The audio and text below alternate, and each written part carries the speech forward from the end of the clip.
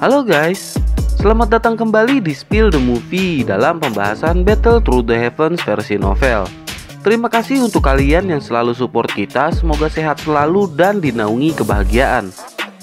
Buat yang baru datang, lihat dulu video sebelumnya melalui link di deskripsi dan kui nggak nih?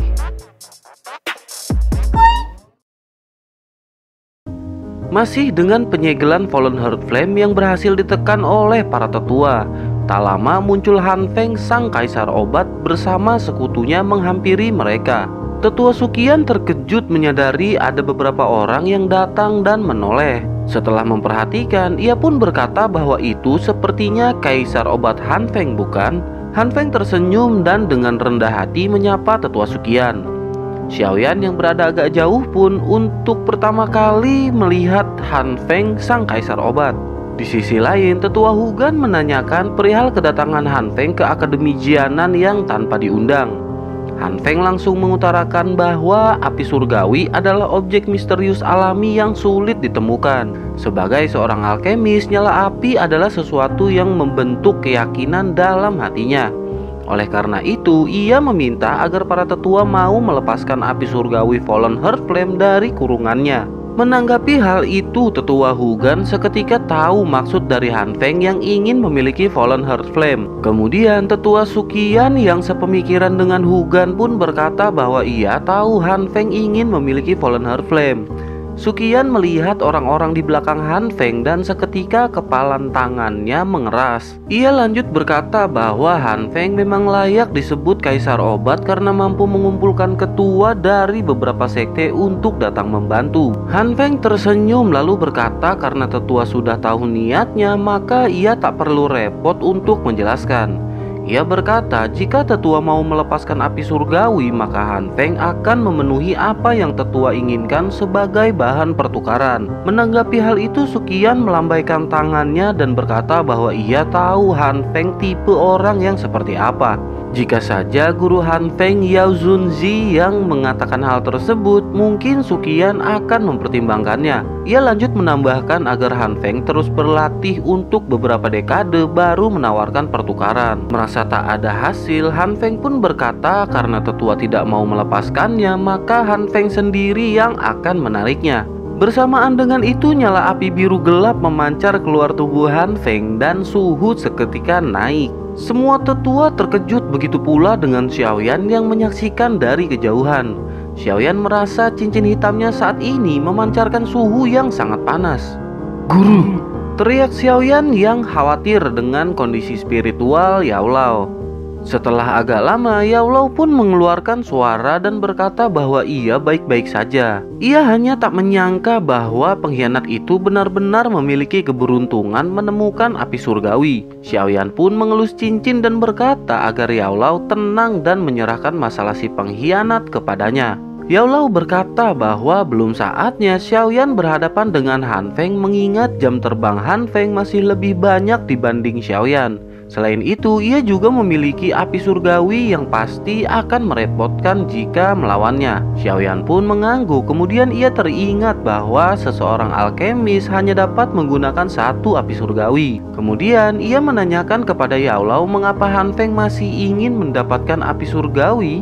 Setelah terdiam sejenak, Yao Lao pun buka suara dan berkata bahwa hal itu dikarenakan Han Feng juga mempelajari mantra api. Xiaoyan seketika terkejut dan Yao Lao lanjut berkata bahwa mantra api yang dipelajari Han Feng hanyalah mantra api yang tidak lengkap. Xiaoyan pun merasa sedikit lega setelah mengetahui hal tersebut. Kemudian Yao Lao lanjut berkata, pada saat Han Feng menjadi murid Yao Lao, ia mencuri mantra api dari Yao Lao ketika Yao Lao tertidur. Namun Yao Lao berhasil menemukannya saat Han Feng sedang berlatih dan membuat ia menjadi terburu-buru. Dengan begitu, ia hanya mendapat sebagian metode dari mantra api yang ia pelajari. Namun seperti yang pernah ia katakan bahwa bakat pemurniannya tidak lebih lemah dari Xiaoyan, maka ia masih ingin mendapatkan api surgawi lagi. Setelah itu, Xiaoyan menarik nafas dalam, kemudian melihat ke arah langit dan menghitung kekuatan dari kedua belah pihak. Jika menurut jumlah, maka Akademi Jianan memiliki banyak orang, namun banyak dari mereka yang berada di tingkat doang. Hanya tetua Hugan yang berada di tingkat Dohuang dan tetua pertama di tingkat Dozong. Sementara di sisi Han Feng, banyak ketua sekte yang ia bawa memiliki tingkat sekitar Dohuang. Namun meski begitu, mereka takkan berani ceroboh dengan adanya tetua pertama yang seorang Dozong. Kembali ke Suqian yang menyarankan agar Han Feng untuk segera pergi dari akademi. Jika tidak, maka ia khawatir kelak takkan ada yang selamat dari amukan kepala sekolah jika mengetahui hal ini. Han Feng membalas dengan berkata tetua Suqian tak perlu menakut-nakutinya. Terlebih, ia tahu kepala sekolah keberadaannya tidak diketahui selama bertahun-tahun. Selain itu, jika ia berhasil mendapatkan api surgawi, maka dirinya takkan khawatir jika di masa depan kepala sekolah akan datang padanya. Han Feng menggertak balik tetua pertama dan berkata tetua Suqian pasti tahu karakter yang dimiliki orang-orang dari Black Corner. Mendengar hal itu, tetua Suqian tak gentar kemudian memberikan instruksi kepada semuanya untuk melindungi api surgawi sampai mati. Seketika gelombang besar pun dipancarkan dari doki mereka dan melonjak ke langit. Han Feng tak tinggal diam, kemudian mundur selangkah dan meminta dua orang untuk segera maju. Mr. Gold dan Silver, dua orang kembar dengan metode Qi yang sama dan berada di tingkat puncak Dohuang. Suqian mengerutkan alis karena mengenal dua orang yang memiliki peringkat di Black Corner ranking tersebut. Tetua pertama juga menyadari ketika mereka bergabung dan saling melengkapi, maka mereka akan mampu melawan Dozong sekalipun. Suqian pun bertanya apakah mereka ingin ikut campur dalam permasalahan tersebut. Mereka pun menjawab bahwa saat ini mereka hanya mengikuti perintah dengan imbalan sesuatu yang mereka butuhkan. Salah seorang dari mereka berkata agar lebih baik tetua pertama memberikan api surgawi kepada Han Feng. Suqian tertawa dingin kemudian berkata bahwa ia ingin mengetahui sejauh mana kekuatan dari si kembar Gold dan Silver. Di sisi lain, Han Feng memberi tawaran terakhir kepada tetua Suqian, namun seketika tetua pun melepas doki kuat ke arah Han Feng. Dengan segera Han Feng pun melepas nyala api hingga berbenturan dengan doki milik Suqian. Si kembar pun berkata pada Suqian bahwa musuhnya adalah mereka, kemudian doki hijau pucat melonjak keluar. Suqian memutar tubuhnya dan sekejap mata telah berada di depan si kembar. Tangan dari ketiga orang tersebut pun saling beradu menimbulkan ledakan kuat dengan sinar yang menyilaukan. Sementara itu Han Feng menatap Hugan kemudian berniat untuk pergi membatalkan segel yang menahan Fallen Heart Flame. Di sampingnya berdiri tetua sekte darah bernama Fan Lao yang juga menatap Hugan. Ia berkata mereka hanya sekumpulan doang, kemudian meminta Han Feng untuk menyisakan mereka. Ia menambahkan bahwa dirinya belum pernah merasakan darah segar dari tetua akademi dan sangat ingin sekali mencobanya.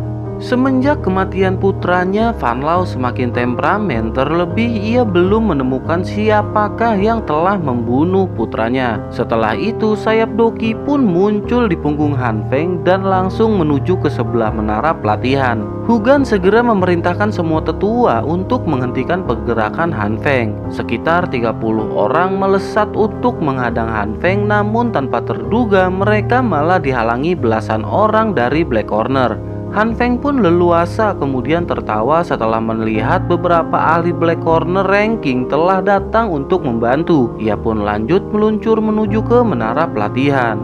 Pertempuran di langit terjadi sangat intens dengan kekacauan dan ledakan yang tersebar di mana-mana. Para murid dari kejauhan tidak dapat melihat dengan jelas apa yang terjadi, namun mereka jelas tahu bahwa kondisi saat ini sangat memprihatinkan. Kembali ke Han Feng yang terhenti karena serangan angin dari Hugan yang mengejarnya. Hugan menatap dingin kepada Han Feng dan mereka pun bertukar tatapan. Han Feng tidak terlalu takut pada Hugan mengingat ia memiliki api surgawi dan mantra api yang mampu mengalahkan seorang Dohuang. Tak lama lonjakan doki dari keduanya pun pecah dan mereka pun saling beradu serangan. Pada saat ini langit benar-benar penuh dengan pertarungan yang sangat kacau. Suara ledakan bergema berkali-kali di sepanjang langit akademi yang biasanya tenang. Xiaoyan pun tertegun menyaksikan banyaknya pertarungan orang-orang kuat di hadapannya. Kemudian ia bertanya kepada Yao Lao apakah yang harus ia lakukan sekarang. Yao Lao meminta Xiaoyan untuk tetap menunggu karena tak mungkin untuk menghancurkan segel seorang diri. Terlebih keberadaan Xiaoyan akan diketahui oleh kedua belah pihak dan itu akan merepotkan. Xiaoyan pun mengangguk dan saat yang bersamaan angin besar efek pertempuran pun menghempaskannya sedikit ke permukaan. Ia pun segera kembali turun untuk bersembunyi agar keberadaannya tidak diketahui. Namun sial, ketua sekte darah yang sedang asik bertarung tanpa sengaja melihat nyala hijau dan warna sayap yang familiar. Seketika kemerahan darah menyala dalam matanya yang memancarkan kemarahan. Hal itu dikarenakan Van Lau telah melihat beberapa kelebatan setelah ia mengambil darah putranya yang telah mati. Kelebatan tersebut persis dengan apa yang ia lihat saat ini dan membuat ia yakin telah menemukan pembunuh dari Van Ling. Ia pun berteriak dibarengi dengan doki kemerahan yang semakin membesar memancarkan aura membunuh yang ganas. Seketika ia mengepakkan sayap dan meluncur ke arah Xiaoyan dengan sangat cepat. Xiaoyan yang menyadari hal tersebut pun segera kabur dengan sayap yang mengepak menghindari kejaran Van Lau. Namun tentu saja karena sayap doki lebih cepat dibanding dengan teknik terbang, maka dengan cepat Van Lau sudah berada di atas kepala Xiaoyan. Tanpa ada ragu dan kasihan, Van Lau segera menyerang Xiaoyan dengan kekuatan penuh. Serangan merah darah pun datang dari berbagai arah siap menghantam Xiaoyan. Tiba-tiba lokasi Xiaoyan berdiri berubah menjadi bayangan sementara Xiaoyan sudah berada di tempat lain. Van Lau terkejut ketika melihat teknik yang digunakan Xiaoyan adalah gerakan 3000 kilat. Ia pun semakin yakin dengan status Xiaoyan dan berkata bahwa ia telah menemukan pembunuh putranya bernama Van Ling. Ia menegaskan bahwa ketika berhasil menangkap Xiaoyan maka ia akan menyiksa Xiaoyan sebelum membunuhnya. Xiaoyan tersenyum sinis lalu berkata jika memang mampu silahkan datang. Xiaoyan pun segera mengeluarkan api hijau yang melonjak sebelum akhirnya menyusut kembali. Melihat hal itu, Van Lau berkata walaupun Xiaoyan memiliki api surgawi namun itu tidak cukup untuk melawan seorang Do Huang. Ternyata pertarungan Xiaoyan disaksikan para siswa yang berada agak jauh. Walaupun tidak terlihat jelas, tapi mereka bisa merasakan bahwa itu adalah Xiaoyan yang melawan pengacau. Mereka mengira Xiaoyan maju untuk membantu para tetua dalam pertempuran tersebut. Dengan begitu, reputasi Xiaoyan saat ini jelas mengalahkan Lin Xiuya, Liu Qing, dan yang lainnya. Mereka yang selama bertahun-tahun berlatih di akademi jelas memiliki rasa ingin melindungi tempat mereka berlatih. Namun keterbatasan terbang dan lainnya membuat mereka hanya bisa mensupport dari kejauhan. Teriakan semangat pun bergema di langit membuat Van Lau seketika menoleh. Van Lau pun berkata kepada Xiaoyan bahwa hari ini ia akan mengakhiri reputasi Xiaoyan di mata para siswa akademi. Ia pun segera mengeluarkan doki yang besar, namun tiba-tiba serangan angin menyerbu di depannya dan satu sosok muncul.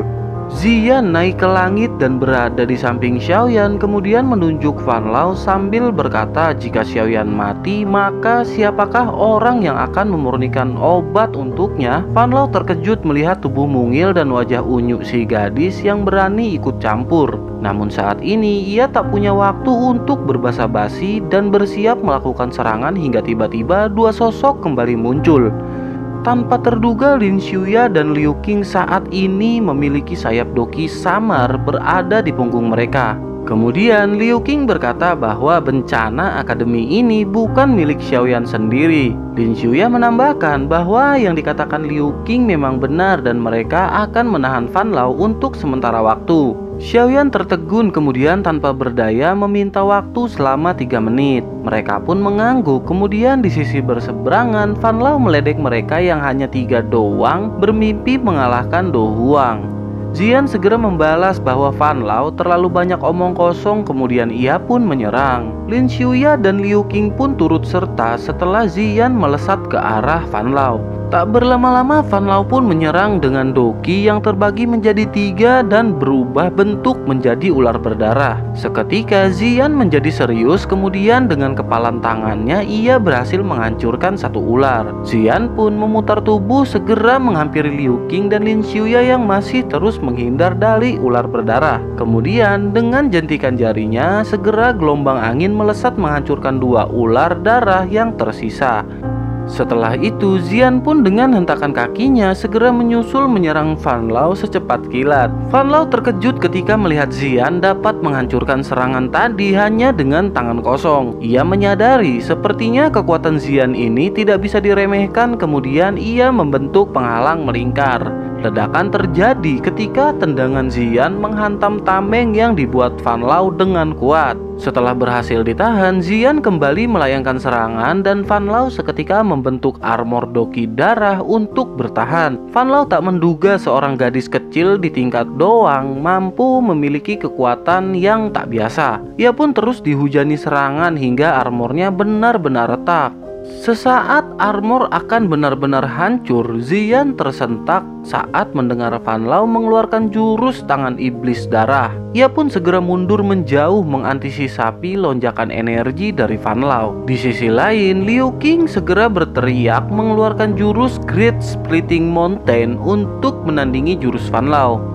Angin besar seketika berputar cepat setelah Liu Qing mengeluarkan jurusnya dan menyebabkan serangan Van Lau membias. Hal itu membuat Van Lau terkejut dan langsung melirik ke arah Liu Qing yang seketika mengerutkan alis. Ia tak menyangka murid akademi memiliki serangan ganas yang bahkan sangat sulit ditahan oleh doang biasa sekalipun.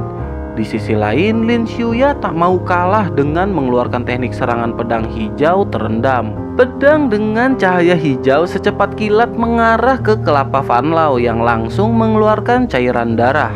Perlahan cairan mengental menahan laju pedang hingga akhirnya pedang pun terhenti. Telapak tangan Van Lau pun segera menyusul dan menghantam Lin Xiuya hingga mengeluarkan seteguk darah dari mulutnya. Jelas serangan dadakan tersebut membuat Lin Xiuya terluka parah mengingat kesenjangan antara mereka yang sangat jauh. Ekspresi Liu Qing pun tak luput dari keterkejutan setelah serangan berlanjut menuju ke arahnya. Dengan cepat Xian mengepalkan tinjunya yang menghantam serangan tepat sebelum mengenai Liu Qing. Benturan keras memecahkan serangan Van Lau yang seketika menjadi kabut merah darah. Melihat hal itu, Van Lau semakin geram dan berteriak bahwa ia akan menghabisi mereka sekaligus sambil mengeluarkan teknik Corroding Blood Palm dikeluarkan dari lautan darah yang dibuat Van Lau hingga Xian mengerutkan alis ketika melihatnya. Lautan darah membentuk telapak tangan besar yang seketika mengarah ke arah Xian dan Liu Qing. Xian segera mendorong Liu Qing agak jauh ke belakang, kemudian melepaskan 2 tinjunya bersamaan. Ledakan pun terjadi ketika serangan saling bertemu menimbulkan kabut setelah suara gemuruh terdengar. Xian tak kuasa menahan kuatnya serangan hingga akhirnya mundur beberapa langkah. Van Lau tertawa sinis, kemudian lautan darah kembali membentuk telapak merah gelap yang seketika mengarah ke Xian. Xian pun yang masih terguncang dan kelelahan hanya dapat terdiam di bawah tatapan semua siswa yang menyaksikannya. Suara guntur menggema saat telapak darah merah gelap menghantam Xian dengan bayangan hitam di depannya. Gelombang api hijau dengan mudah menahan serangan telapak tangan dari Van Lau. Tatapan Liu Qing, Lin Xiuya, dan yang lainnya dipenuhi keterkejutan ketika melihat serangan mematikan Van Lau dapat dengan mudah menghilang. Xiaoyan berdiri tegak dan dengan aura menakutkan yang kuat melonjak keluar seperti ombak. Mereka menyadari bahwa kekuatan aura yang keluar tidak lebih lemah dari milik Van Lau. Di sisi lain, aura kuat Xiaoyan dapat dirasakan para tetua yang seketika menoleh penuh dengan keterkejutan. Mereka dipenuhi sukacita setelah menyadari kekuatan Xiaoyan yang telah melambung tinggi. Para ahli Black Corner Ranking tak lepas dari keterkejutan mereka ketika melihat Van Lau yang merupakan tingkat Do Huang berhasil ditekan. Terlebih mereka hanya beberapa siswa namun tanpa diduga memiliki aura yang menakutkan. Ekspresi mereka pun menjadi jelek menyadari praktisi Do Huang disandingkan dengan siswa di tingkat Dou Ling. Tetua Hugan tak menyangka bahwa Xiaoyan memiliki kartu tersembunyi yang mungkin pernah ia gunakan ketika melawan Misty Cloud. Di sisi lain, Han Feng juga menatap ke arah Xiaoyan seperti memiliki perasaan yang aneh dalam hatinya. Setelah agak lama memperhatikan dan tak menemui jawaban, ia pun segera memalingkan pandangan ke arah si kembar yang melawan Suqian. Saat ini ia menyadari bahwa mereka berdua takkan sanggup bertahan melawan Suqian meskipun telah menyatukan kekuatan. Di sisi lain, Fan Lao juga dihadang beberapa kekuatan yang tidak lemah. Secara keseluruhan dalam pertempuran untuk saat ini dapat dikatakan mereka telah mengalami kerugian. Han Feng pun berpikir untuk membuat pengalihan dengan tujuan untuk melarikan diri. Segera nyala api biru gelap memenuhi tubuhnya dan hal itu membuat Hugan segera bersiap. Doki berkekuatan penuh seketika keluar dari tubuh Hugan yang siap menghadang Han Feng. Kembali ke Xiaoyan yang memerintahkan Xian untuk mundur dan menyerahkan persoalan kepada Xiaoyan. Liu Qing yang berada di belakang pun keheranan dan tak menyangka Xiaoyan akan sekuat ini. Ia menyangka kartu as terakhir Xiaoyan adalah ketika mereka saling bertarung di dalam kompetisi. Sangat tak terduga ternyata Xiaoyan masih menyimpan sesuatu yang lebih besar dari yang ia ketahui. Xian pun keheranan dan tak bisa menahan rasa ingin tahunya, kemudian menanyakan pil apakah yang Xiaoyan makan hingga mampu menjadi sangat kuat. Xiaoyan terdiam kemudian berkata bahwa tak akan ada pil yang dapat membuat seseorang menjadi kuat. Xian pun terdiam, kemudian Xiaoyan kembali memerintahkan Xian membawa yang lain segera turun. Xian pun tak berdaya, segera membawa Liu Qing dan Lin Xuya turun berkumpul dengan Lin Yan dan Yan Hao. Beralih ke Fan Lao yang juga terkejut dan berkata bahwa ternyata Xiaoyan memiliki kartu tersembunyi yang mengerikan. Tak heran putranya dapat dikalahkan dan mati terbunuh ketika ia melawan Xiaoyan. Dengan senyum kecil, Xiaoyan membalas bahwa ia tak perlu menggunakan kekuatannya sekarang untuk membunuh Fan Ling. Fan Lao pun semakin marah lalu mengeluarkan teknik yang ia telah pelajari dengan sangat lama. Ia masuk dalam lautan darah yang membuat peningkatan kekuatan bahkan mempercepat pemulihan. Seketika aura Fan Lao meningkat dengan kuat dan aroma darah tersebar di sepanjang langit.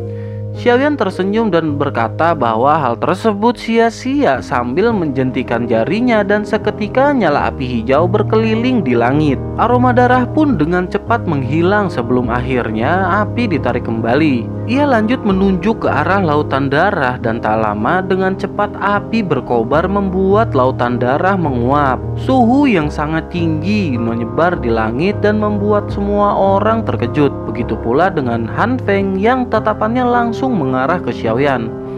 Ia tak menyangka Xiaoyan memiliki api surgawi di usia yang sangat muda. Seketika ia teringat pernah hampir mati ketika mendapatkan si Heart Flame yang menduduki peringkat ke-15 api surgawi.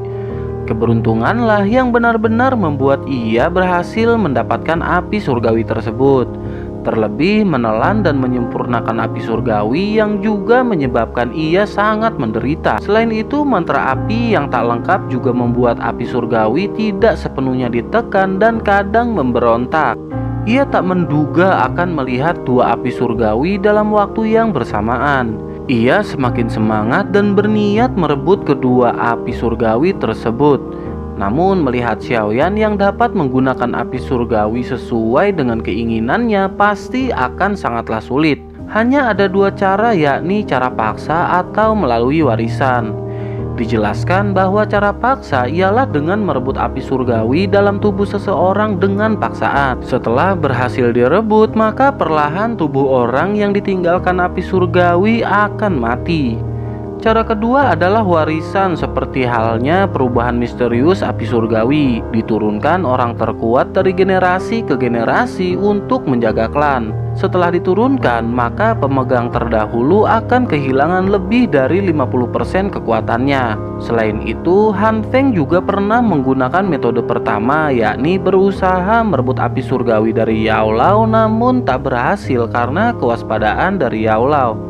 Kembali ke Van Lau yang semakin ditekan panas api hijau yang menguapkan lautan darah miliknya. Ia pun segera bangkit berteriak dan mengeluarkan teknik transformasi darah yang membuat lonjakan lautan menjadi semakin besar. Van Lau pun berkata pada Xiaoyan bahwa ia tak menyangka akan mengeluarkan teknik transformasi darah untuk menghadapi bocah arogan seperti Xiaoyan. Dengan senyum kecil, Xiaoyan membalas bahwa itu tidaklah cukup untuk menang melawan Xiaoyan. Ia menambahkan karena Van Lau memiliki dendam atas kematian putranya, maka Xiaoyan akan dengan senang hati mengirim Van Lau bertemu dengan Van Ling. Seketika Van Lau murka dan niat membunuh sekali lagi melonjak dengan sangat kuat. Doqi keluar dari tubuhnya dan membentuk tombak merah besar yang seketika ditembakkan ke arah Xiaoyan. Dengan cepat, Xiaoyan pun menahan serangan tersebut menggunakan pedang besarnya. Kuatnya serangan mengakibatkan Xiaoyan mundur beberapa langkah namun tidak menimbulkan efek. Kemarahan Van Lau semakin memuncak dan kembali mengeluarkan tekniknya.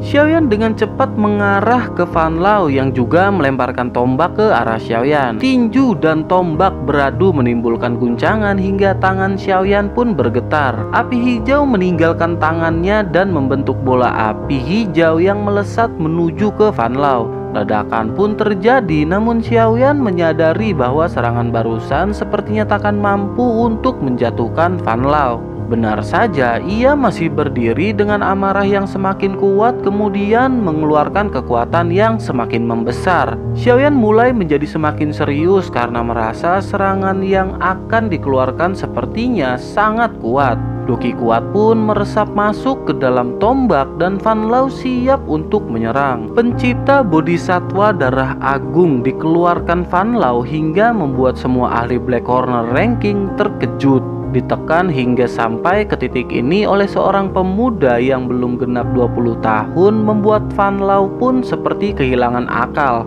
Di sisi lain, Xiaoyan pun bersiap mengeluarkan api membelah tsunami yang siap dihempaskan. Kedua serangan pun melesat pada satu titik dan hancur ketika saling bertemu. Ledakan super besar terjadi setelah benturan dahsyat dari kedua serangan. Badai segera terbentuk tak lama setelah kekuatan ledakan yang mampu merobek ruang. Lokasi sekitar pun tak luput dari amukan energi dahsyat yang saling beradu. Akhirnya tak lama langit gelap pun mulai kembali pulih setelah badai perlahan menghilang. Keterkejutan dipancarkan oleh semua yang menyaksikan pertarungan tersebut.